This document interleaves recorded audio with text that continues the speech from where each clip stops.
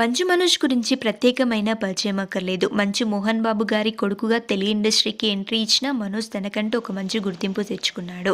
మనోజ్ పెళ్లి చేసుకున్న సంగతి తెలిసిందే.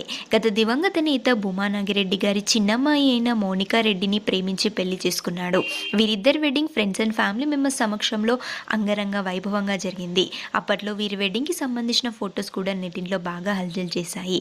అయితే మౌనికాకి ఇదివరకే పెళ్ళైంది. ఒక బాబు కూడా ఉన్నాడు. బాబు పేరు ధైరవ్ రెడ్డి. అయితే త్వరలోనే మనోజ్ తండ్రి కాబోతున్నాడంట.